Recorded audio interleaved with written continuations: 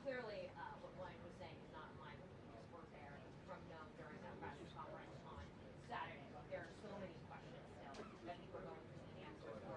We're hoping to get some of them soon when Karoline Leavitt comes out here. Many of them being why should these conclusions before the investigation has actually been conducted? What evidence do they have for making some of these statements? And so much more to stay tuned.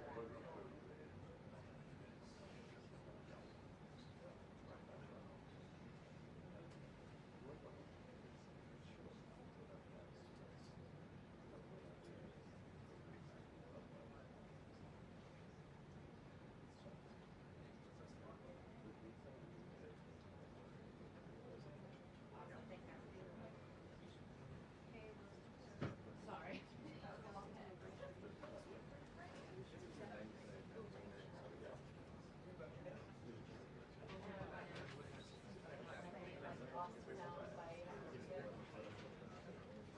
About what? How much talking about? No, it's not yet.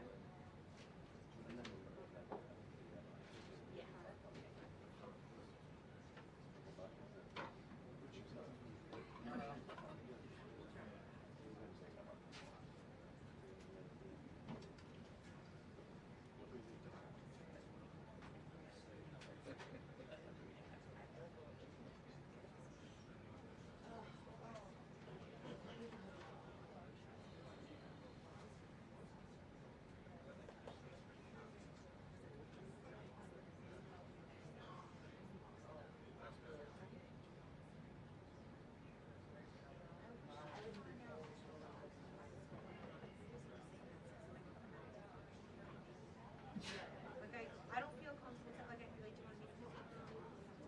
I don't want to like if you could. No, I don't mind doing it. I want to. Yes, I like to. I could come at it a different way if I knew the status. You know what I mean?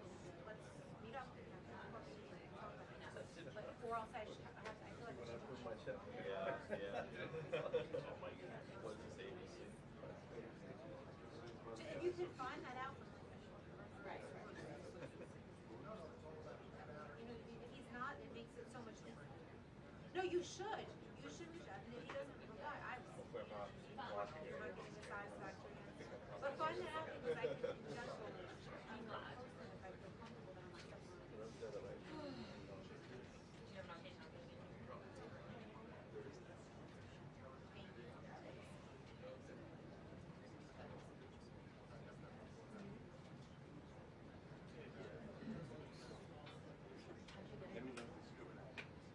No, it's good. Yep.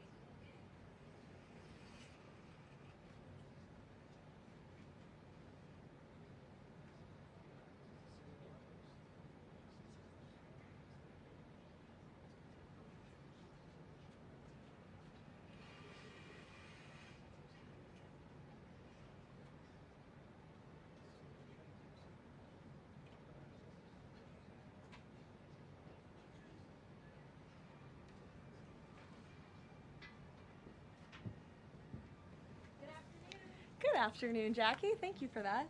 Thanks for coming in on a snow day for the rest of the government in the country. And as much of the country feels the impacts of that winter storm, President Trump continues to monitor the situation closely, and he has remained in constant contact with FEMA and emergency responders. President Trump also quickly approved 12 federal emergency disaster declarations within 24 hours for the states of Arkansas, Georgia, Indiana, Kentucky, Louisiana, Maryland, Mississippi, North Carolina, South Carolina, Tennessee, Virginia, and West Virginia, enabling these states to access critical federal resources to supplement their response efforts if needed. These declarations will help state-led efforts of turning power back on, clearing roads for emergency services, and keeping communities safe. The White House will continue to correspond directly with governors and local officials in the coming days, especially in those states that were harshly impacted by this storm. I would also like to address the chaotic scenes in Minnesota over the weekend. Nobody in the White House, including President Trump, wants to see people getting hurt or killed in America's streets.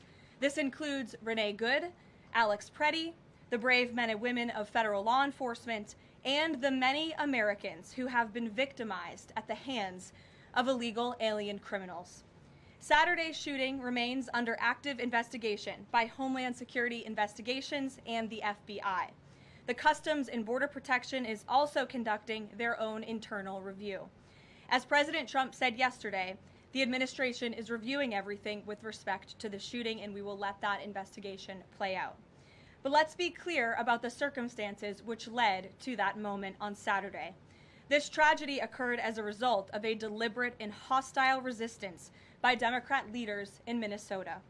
For weeks, Governor Walz and the Mayor Jacob Fry and other elected Democrats were spreading lies about federal law enforcement officers who are risking their lives daily to remove the worst criminal illegal aliens from our streets: murderers, rapists, pedophiles, human traffickers, and gang members. Governor Walz and Mayor Fry have shamefully blocked local and state police from cooperating with ICE, actively inhibiting efforts to arrest violent criminals.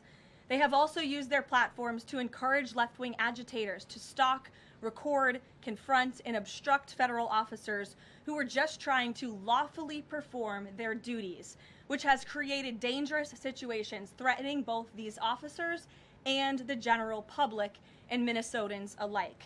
This is precisely what unfolded in Minneapolis on Saturday morning. Obstructing federal law enforcement and inciting violence against officers is wrong and illegal. This used to be a universally accepted position in the United States. Amid the hysteria, we must remember how we got here to this moment today and what this Democrat opposition is about. Former President Joe Biden and the Democrats opened America's borders for 4 years, inviting tens of millions of illegal aliens from all over the world to flood into our country. Among them, violent criminals who terrorized American communities and have inflicted devastating, permanent pain and harm on law-abiding Americans and their families. Yet we never saw outrage from Democrats or their allies in the liberal media over these horrifying crimes against U.S. citizens. The pain of American angel families was ignored and dismissed because it undermined the Democrat narrative. Innocent Americans like Jocelyn Nungray, Laken Riley, and Rachel Morin are just a few of the many victims savagely murdered by illegal alien criminals. Earlier this month, an illegal alien from Mexico with a long criminal history who came into our country under Joe Biden's administration threw a baseball-sized stone at a school bus carrying children in New Jersey and fractured the skull of an 8-year-old innocent child. President Trump promised accountability to these American families by securing the border, deporting every illegal alien who has committed crimes, especially and most importantly, violent crimes. Nearly 80 million Americans voted for him to deliver on that very promise, and he is. As the duly elected president, the president is fulfilling the will of the people by arresting and removing these threats from our country in cities from Los Angeles to New York and, yes, Minneapolis. Yet Democrat leaders in Minnesota with sanctuary city policies have actively defied federal immigration law and the will of the people. And as a result of that defiance, 2 Minnesotans have now tragically lost their lives on the streets of Tim Walz's state. It is President Trump's hope and wish and demand for the resistance and chaos to end today. That's why President Trump spoke with Governor Walz directly this morning, and he has outlined a clear and simple path to restoring law and order in Minnesota. Number 1, Governor Walz, Mayor Frey, and all Democrat leaders should turn over all criminal illegal aliens currently incarcerated in their prisons and jails to federal authorities, along with any illegal aliens with active warrants or known criminal histories for immediate deportation. Number 2, state and local law enforcement must agree to turn over all illegal aliens who are arrested by local police. And then thirdly, local police must assist federal law enforcement in apprehending and detaining illegal aliens who are wanted for crimes, especially violent crimes. If Governor Walz and Mayor Frey implement these common sense cooperative measures that I will add have already been implemented in nearly every single other state across the country, Customs and Border Patrol will not be needed to support ICE on the ground in Minnesota. ICE and local law enforcement can peacefully work together, as they are effectively doing in so many other states and jurisdictions. Additionally, President Trump is calling on the United States Congress to immediately pass legislation ending sanctuary cities once and for all. American cities should be safe sanctuaries for law-abiding citizens only, not for dangerous illegal alien criminals who broke our nation's laws and do not belong here. We hope Governor Walz will do the right thing and continue to work with President Trump to keep the American people safe following their call this morning. Americans overwhelmingly want exactly what President Trump is delivering: strong borders and strict immigration enforcement against the worst illegal aliens, of which there are still hundreds of thousands to deport from the interior of our country. The most peaceful way to carry out this vital public safety mission is for Republicans and Democrats to do it together, and for state and local law enforcement to work together with federal law enforcement. We want to let cops be cops. You wouldn't know this continues to be a very popular policy position from the biased media coverage over the course of the last few days, but polling shows huge support for this exact thing President Trump is calling for. More than 80% of Americans favor deporting illegal aliens convicted of violent crimes. A country unable to deport criminals who enter it illegally is no country at all. The open borders agenda of Kamala Harris, Tim Walz, and the Democrats was already on the ballot on November 5th, 2024, and it was resoundingly rejected. President Trump will never back down from his promise to deport violent criminal illegal aliens and make America safe again, and he welcomes all cooperation in that effort. With that, I will answer your questions. And Jordan Conradson, why don't you kick us off today? Thank you for being here. Thank you, Caroline. Jordan Conradson with Gateway Fund. I have a few questions. First, with respect to the shooting in Minneapolis, we're seeing massive outrage from mainstream media and the left, but I'm just wondering, where was that outrage when Ashley Babbitt, an Air Force veteran, was executed by Capitol Police Officer Michael Byrd, who she posed no threat to in the U.S. Capitol? Well, you raised a very important point, which I also believed I just raised as well in those opening remarks, in that there has no doubt been selective outrage by the liberal biased media in picking and choosing victims and highlighting their stories. And as I've said, President Trump does not want any Americans to lose their lives in the streets of America and in American communities across the country. He believes what happened on Saturday is a tragedy, but every life is equal to President Trump, and that's why the lives of Laken Riley and Jocelyn Nungray continue to matter to him and be an utmost priority to him to this very day. And it's unfortunate that we did not see the same type of sensationalist media coverage over the tragic deaths of those innocent American women and girls across the country as we are in the wake of this tragedy that took place on Saturday. Gabe. Caroline. Sure, go ahead, Jordan. I want to get your response to this. The Arizona Attorney General, just days before this shooting in Minneapolis, she seemingly encouraged rioters to go out and shoot and kill ICE agents. And I'll quote her here. She said, "If you reasonably believe your life's in danger and you're in the house or in your car or on your property, you can defend yourself with lethal force." And she said that you can't tell if ICE agents are law enforcement or imposters, and it becomes an issue of whether you reasonably believed they were law enforcement.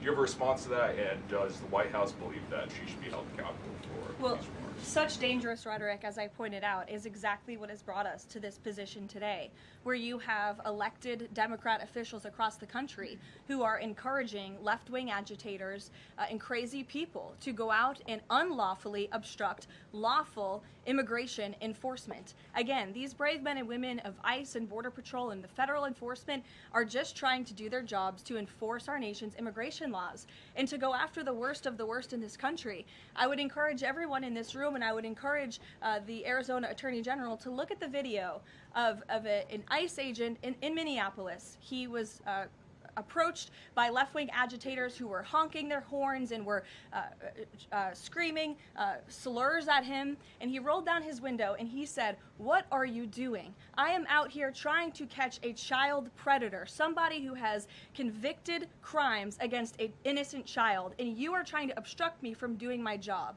This rhetoric against ICE, comparing them to Nazi Gestapo, Donald Trump's police force, is despicable, it is shameful, and it is precisely what has led to the escalation of tensions in Minneapolis and in other places across the country. Gabe, go ahead. Be looking into her for justifying violence? I would defer you actually? to the Department of Justice on that. Thank you, Caroline. Gabe. Regarding Minnesota, on Saturday, the Department of Homeland Security posted that Preddy looks like he wanted to do maximum damage and massacre law enforcement. Stephen Miller on Saturday posted that, or called Preddy a would-be assassin. Why did administration officials jump to conclusions before an investigation had even been conducted? Well, look, this has obviously been a very fluid and fast-moving situation throughout the weekend.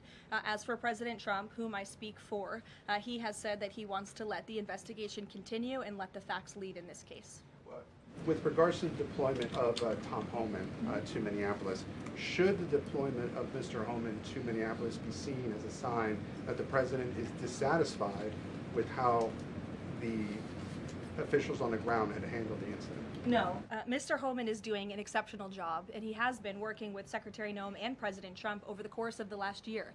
Secretary Noem still has the utmost confidence and trust of the President of the United States, and she's continuing to oversee the entire Department of Homeland Security and all of the immigration enforcement that's taking place across the whole entire country. Of course, Secretary Noem is also in charge of FEMA, and we are in the wake of a brutal winter storm where hundreds of thousands of Americans have been impacted by that. So Borders Are Homan is in a unique position to drop everything and go to Minnesota to continue having these productive conversations with state and local officials, and I know that he's catching a plane in just a few hours to do just that at the request of the president. Jennifer. On Saturday's shooting, has the president been briefed, and have you been briefed on specific details of the shooting? How many shots were fired? How many guns discharged? And I mean, did the protesters' gun go off, or only the officers' guns? Do you have any of those details? Again, the investigation is continuing, Jennifer, and we will let the facts lead, and we will let the facts play out in this investigation. I do know that HSI and FBI are conducting interviews with those that were involved and the agents who were involved in this unfortunate tragedy on Saturday. Are they keeping the president up to date on all those details? The president is obviously very much on the ball with respect to this investigation. I think he's made that quite clear with the various statements that you've seen him put out, and also the 4 points that the president has outlined as well to Governor Walz, and to encourage him to cooperate with ICE and with the administration.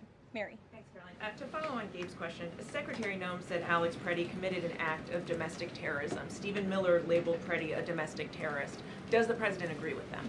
Look, as I've said, I have not heard the president characterize Mr. Preddy in that way. However, I have heard the president say he wants to let the facts in the investigation lead itself. Was he alarmed to Danny. hear his top Thanks, officials Caroline. referring to him in that way, rushing to that judgment? Danny, go ahead. Thanks, Caroline. On Stephen Miller's comments, will Stephen Miller be apologising to the family of Alex Preddy for calling him, quotes, an assassin who tried to murder federal agents, despite the fact that, as you say, this is still under investigation? Look, again, this incident remains under investigation, and nobody here at the White House, including the President of the United States, wants to see Americans hurt or killed and losing their lives in American streets. And we mourn for the parents. As a mother myself, of course, I cannot imagine the loss of life, especially losing one's child. And that same empathy from the President goes for the parents of angel families, and parents of victims of illegal alien crime across our country as well. And that's exactly why the president continues to be wholeheartedly committed to deporting the worst of the worst criminals from our country. Why don't we go to the back? Kelly. Caroline, does the president believe that the killing, though, was a mistake? Has he expressed that at all? Again, the president has said, we have to review it, and this investigation needs to continue, and he's letting the facts on the investigation lead itself. Does he want the body camera footage to be released to the public? Now, that's not something I've heard the president commit to, so I won't do that from the podium. Sure. Caroline, how serious is the administration taking allegations that local and state officials in Minnesota are actively coordinating with demonstrators through encrypted or non-encrypted communications, as well as providing government resources to impede immigration enforcement operations? I'm sorry, Carrie, could you repeat your question? How serious is the administration taking allegations that local and state Minnesota officials are communicating with demonstrators to basically impede immigration officials? Well, we've definitely seen active organization amongst these left-wing groups, Carrie, and it is something that I know the FBI and the Department of Justice are looking into. Again, it is illegal to unlawfully obstruct lawful immigration enforcement in this country, and these agitators are making it nearly impossible for ICE to do their jobs and for federal law enforcement to carry out the will of the American people to deport the worst of the worst. I would just encourage everyone to please imagine in this room, all of you come to the White House every day to report on the President of the United States and the administration. You come into this briefing room, you walk through the gates of the White House. Just imagine if there were left-wing agitators or agitators of any kind who were in your face, who were doxing you, who were harassing you, who were physically threatening you, who were biting off your fingers in the case of two Border Patrol agents we saw this past weekend in Minneapolis. That would make it very difficult for you to show up and do your job here at the White House every single day. That's what these officers in Minneapolis are facing. That's why the president is calling on Governor Walz and Mayor Frey for these three very simple and common sense points of cooperation so that ICE and local law enforcement can work together. Again, we are just asking for police to be police. And if you ask any law enforcement agent or official, they want to be able to work with their federal counterparts at the state and local level and vice versa. Caroline. Thanks a lot, Caroline. Two questions. One is looking forward. The role of Mr. Homan.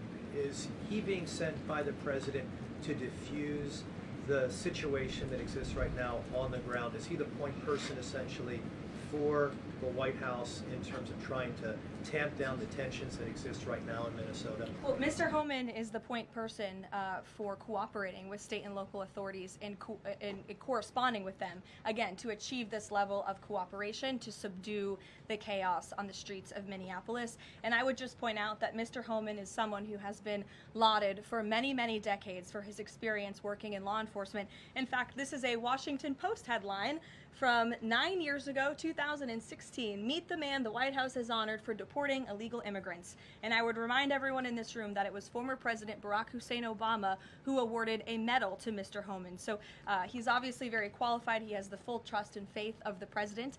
He will continue to have these meetings in the hopes that ICE and local law enforcement can cooperate and work together to have successful immigration enforcement, as we've seen in almost every other state across the country. And secondly, Caroline, can you talk a little bit about tomorrow's trip by the president to Iowa, what the purpose of that trip is, and what the goals of that trip are? Sure, yes. Tomorrow, President Trump will be traveling to Des Moines, Iowa. He will be making a local visit at a local business, and then he will be giving a speech on affordability and on the economy. And I know he very much looks forward to being there, to meeting with the great people of Iowa, but also lawmakers as well. Jake. Caroline, a couple quick questions. First, does the president remain fully confident in Kristi Noem's ability to lead the DHS? Yes. And then just secondly, just on that Wall Street Journal reporting that we saw yesterday, the president said at some point that the immigration enforcement officers would leave Minneapolis. Did the Saturday killing of Alex Pretty expedite that withdrawal at all? To your first question, the answer is yes. He still has confidence and trust in Secretary Noem. To the second question, I would point you back to what I said earlier. If Governor Walz and Mayor Frey implement these common sense cooperative measures, CBP will no longer be needed to support ICE on the ground in Minnesota. ICE and local law enforcement will peacefully work together, as they are effectively doing in so many other states and jurisdictions, to remove violent criminals from American neighborhoods across the country. Did Walz ask the president to remove the immigration enforcement officers? He asked the president to scale down, and the president reiterated what the president put out in his statement yesterday and what I'm sharing with all of you as well. I would just add on this level of cooperation a few statistics that I think are very important. 7 of the top 10 safest cities in the United States cooperate with ICE. And we've seen historic turnaround in safety in cities that have chosen to cooperate with ICE, that are not just led by Republicans, but also look right here in Washington, D.C. We had a great level of cooperation with Mayor Bowser and the local government, and we have been able to remove thousands of illegal aliens from the District of Columbia, where you all live, so you can thank President Trump for that. The murder rate in Washington, D.C. has plummeted as a result. There were no riots, there were no protests, nobody was tragically killed as a result of that level of cooperation between federal and local authorities. And again, that's all the president is asking for in Minnesota. It's totally common sense. Jared, go ahead. Thank you. Karoline, in this process, you continue to describe the situation in Minneapolis as chaos. Was there any mistake made by Secretary Noem that led the president to send Mr. Homan there? I'm sorry, I don't understand your question. Did Secretary Noem make a mistake which led to... If she made any mistake that could lead the president to send Mr. Homan to Minneapolis? No, as I already mentioned, Mr. Homan has been working alongside Secretary Noem and for the president over the course of the last year. And again, he's uniquely positioned to hop on a flight to Minnesota today to continue this correspondence with state and local authorities, and that's what he's going to be doing. Fran. Karoline, is it the White House's position that Americans have the right to show up to these ICE operations and film, document, or protest the law enforcement actions? All Americans have a First Amendment constitutional right, of course. But Americans do not have a constitutional right to impede and obstruct lawful immigration enforcement operations. That is actually a crime, and it's something that we've seen taking place in the streets of Minneapolis, which again is leading to these dangerous circumstances that these federal law enforcement officers have been forced to work within. Back to the call with Governor Walz this morning, the president described it as respectful. He said we seem to be on a similar wavelength, but you had strong criticism for the governor and the Minneapolis mayor, Jacob Frey, just now. So could you explain the difference in tone between what the president had said in his True Social post and I think some of the criticisms that you just levied from the podium? Fran, I think the criticisms that I laid out, I'm painting the picture for all of you in this room, are what led to the moment that we are in today, where Governor Walz and President Trump are having a conversation, a constructive and productive conversation to end the chaos and the lawlessness that has taken place in Governor Walz's state. Elena. Thank you. I had a question. With Homan now going to Minnesota, is Gregory Bovino also going to remain in Minnesota overseeing these ICE operations? Mr. Bovino is a wonderful man, and he's a great professional. He is going to very much continue to lead Customs and Border Patrol throughout and across the country. Mr. Homan will be the main point of contact on the ground in Minneapolis. And to follow up, given what we've heard from several Trump administration officials, people like Stephen Miller, as people point out, calling him a domestic terrorist, Bovino saying that Preddy was out to massacre law enforcement, why not require ICE agents to wear body cameras to clear up some of the disputes that we are hearing from witnesses and video footage versus what the administration has been saying? Well, that's a policy question that I know the policy folks in the building are having with members on Capitol Hill, and I'll leave it to them and the president to make that decision. And I just have a final question is on, you were talking about the level of cooperation that the president talked about with Governor Walz. Will the administration commit to cooperating with local officials on this investigation into Alex Preddy? The president spoke about this with Governor Walz and said he would have a discussion about it. He did not make a commitment, and so therefore I won't make that commitment here. I would just remind all of you in the media, because I've seen a lack of reporting on this fact, there are investigations into what took place on Saturday. The Homeland Security investigations and the FBI have teamed up for an investigation, and there's also an internal CBP investigation, an internal review of what is happening on the ground in Minnesota. The president supports those investigations, and as I've said repeatedly, he wants to see them move forward. Phil. FBI Director Kash Patel said in a Sunday interview, quote, "You cannot bring a firearm loaded with multiple magazines to any sort of protest." Does the president believe the Second Amendment rights remain in effect even when protesting? The president supports the Second Amendment rights of law-abiding American citizens. Absolutely. There has been no greater supporter or defender of the right to bear arms than President Donald J. Trump. So while Americans have a constitutional right to bear arms, Americans do not have a constitutional right to impede lawful immigration enforcement operations. And any gun owner knows that when you are carrying a weapon, when you are bearing arms, and you are confronted by law enforcement, you are raising the assumption of risk and the risk of force being used against you. And again, that's unfortunately what took place on Saturday. Will his mission continue to be focusing on illegal immigrants with a criminal history, or will it be on illegal immigration generally? Mr. Homan will continue to enforce our nation's immigration laws, especially deporting the worst of the worst criminals in Minnesota who have committed violent offenses. And I would just remind all of you that this important work is continuing to be carried out. In just the last few days, I'm happy to provide this packet to anyone in the room. ICE has arrested multiple violent criminals, illegal aliens within Minnesota. Many of them have convictions for assault, driving under the influence, fraud. This individual here I'm looking at was an aggravated felon with multiple convictions for larceny, fraud, and forgery of checks, vehicle theft, drug possession, domestic assault, inflicting bodily harm on another, criminal convictions of larceny, identity theft, again, charged with driving under the influence. These are extremely dangerous people who Governor Walz and Mayor Frey have allowed to roam on their streets, and all the president is asking for is cooperation to arrest individuals like this and deport them from the United States of America. I'll take a couple more. Go ahead. Okay. So this weekend, the president posted that this is a cover-up of the fraud in the state of Minnesota. He also posted Minnesota is a cover-up. These both happened after the shooting. So given that these came after the shooting, what is the this here? What is the cover-up he's alleging? Yes, it's a good question. I've spoken with the president about this at length.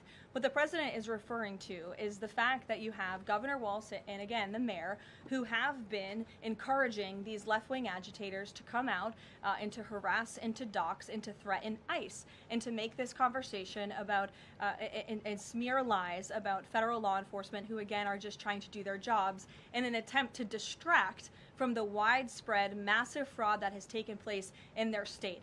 Billions and billions of dollars has been stolen from law-abiding taxpayers in Minnesota, and the administration continues to be very focused on getting to the bottom of it, and especially, and the president raised a good question over the weekend, with respect to Congresswoman Ilhan Omar, who now has a net worth within the millions, and one must ask themselves, why and how is that possible? Is she connected to the fraud rings that we have seen taking place within her state and her own district? It's a question the American people are raising, and the president believes it's one worth answering. Haley. Thanks, Caroline. I want to go back to some of the comments from Stephen Miller and Secretary Noem.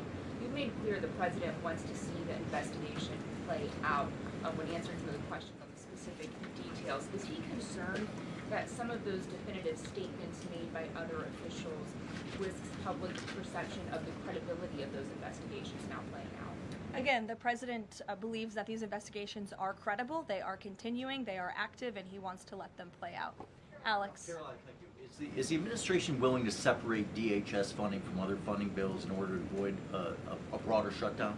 Look, at this point, the White House supports the bipartisan work that was done to advance the bipartisan appropriations package, and we want to see that passed. Policy discussions on immigration in Minnesota are happening. Look, the president is leading those discussions as evidenced by his correspondence with Governor Walz this morning, but that should not be at the expense of government funding for the American people, which would include, as you know, Alex, FEMA funding, and we are in the midst of the storm that took place over the weekend, and many Americans are still being impacted by that. So we absolutely do not want to see that funding lapse, and we want the Senate to move forward with passing the bipartisan appropriations package that was negotiated on a bipartisan basis. Secondly, there's another round of Russia-Ukraine talks this weekend, Sunday. I wonder if you can walk us through with the president, how he'll be involved in that, if at all. We'll be talking to President Putin, President Zelensky ahead of those meetings. I'm not tracking any scheduled calls at this point in time. However, the president remains deeply involved, and of course he's being apprised by his advisors, namely Jared Kushner and Special Envoy Witkoff, on these talks. They had a multilateral meeting this past weekend, which didn't get a ton of coverage, but that was historic in nature, where the president's team has really brought two sides of this war to the table together to move the ball closer towards peace. So the president is not giving up on the peace process. He obviously just met with President Zelensky when we were in Davos, Switzerland, but I'm not tracking any calls scheduled for this week. On one more foreign policy point, I will point out, as you all saw, the last remaining body of the hostages, Israeli hostages in Gaza, has been returned. This is a huge foreign policy feat for the President of the United States, for the State of Israel, and frankly for the whole world. The President made the impossible possible, and so it's great news for the President, for the United States, for our allies, and also for peace in the Middle East. And I understand that more than 20 new additional countries have also signed up to join the newly established Board of Peace with respect to the rebuilding of Gaza, which is another historic accomplishment for this president. So thank you all very much, and we'll see you in Iowa tomorrow. Did the president talk to Caroline?